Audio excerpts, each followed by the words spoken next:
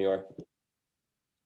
Welcome back to another episode of the Casey Campbell Podcast. Casey Campbell with you, of course. Pleased to be joined by Kyle Kirkwood of the Indy Lights Series, driver the number 28 for Andretti Autosport. And this weekend, he will, of course, be piloting co-driving the number 14 Vassar Sullivan Lexus in the 6 Hours at the Glen this week in the GTD class. How's it going? It's going good. Thanks for having me, Casey. Yeah, no problem.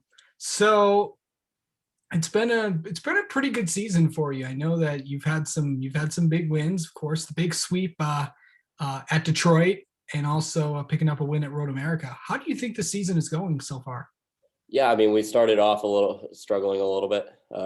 Barber and Indy weren't two of our best weekends to say the least, and it's really good that we got it turned around at Detroit. I think we came into Detroit with 27-point deficit and then cut that into about an 8-point deficit, and which is what we left Road America with after winning the first race there, going on a 3-win streak, and then we had a part failure in race 2, so we went back to 8 points behind, which is, I think, solid for what I think we expected. All right, Kyle. So I know that we're coming up to some tracks. We got Mid Ohio, we got some others coming up in here, and know that tight points battle as well between you, Linus, and David Malukas. Of course, David retook the points lead again after his win in race 2. How tough are those HMD cars to deal with?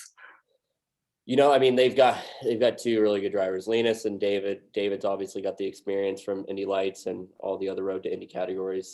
So he came in, I think, to this year with a little bit more of an edge than anyone else, just from experience wise. And then Linus, who's just been absolutely on a roll in Formula Regional Americas, and then from what he's done over in Europe, he's a really strong driver. So there's really good competition this year. So I mean, they're making us work for it, to say the least. We're coming into, I think, a couple going into Mid Ohio. I know we're really strong at. I think that is the track that we feel is our best, and as for me as well as a driver, I think that's one of my favorite tracks. So we're really looking forward to that one here in a couple weekends. Well, it's also where the championship's going to be, with Toronto being canceled because of COVID. So the championship is also going to be at Mid Ohio as well. How much of that is an advantage for you going back? We're going there next week, and then we're going to go back there, the last race of the season, where all the Road to Indy championships are going to be at, Indy Lights, Indy Pro 2000, and USF 2000. So yeah, so I mean, Mid Ohio, I mean, I almost consider my home track because I've got the most amount of time around that circuit than anywhere else. Yeah. Between F4, I think we did many rounds there. F3, USF 2000, Indy Pro, 1600. I've driven pretty much every car there, and then we had a test in Lights there a couple weeks ago, and we thought it went really well.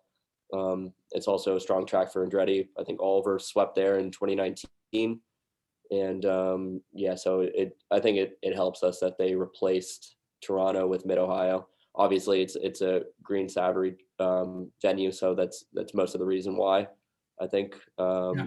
So, it doesn't hurt us that we're going back there for a second time. Nope. Okay, so let's talk about what you're doing this weekend. Of course, in the IMSA category, it's you've been doing some stuff with the Vassar Sullivan team this year, as well as, of course, Robert McGinnis, your teammate. You guys are going to be kind of co-teammate, but you're going to be with Jack Hawksworth and then Aaron Thielitz, of course, who used to run in the Road to Indy category. Mm-hmm. What's it been like working with 2 drivers that were in the open wheel category? Now, yeah, there's a lot of similarities there because Aaron was driving Indy Lights 3 years ago, and I think 2 full seasons. So I'm able to bounce things off of him in regards to how to transition from the Indy Lights to the GT3 car. And same with Jack. Actually, my mechanic on the 28 Andretti car is the same mechanic that Jack had years ago when he was in Indy Lights. So there's it's kind of cool in that sense. And we all have the same mentality coming from a similar background. So there isn't the way we explain things and the way that we go about setting up the Lexus GT3 car, it's pretty much the same. So we're all confident in each other's abilities, and we, like I said, we have similar backgrounds. So it's nice being able to work with a group like that. Yeah.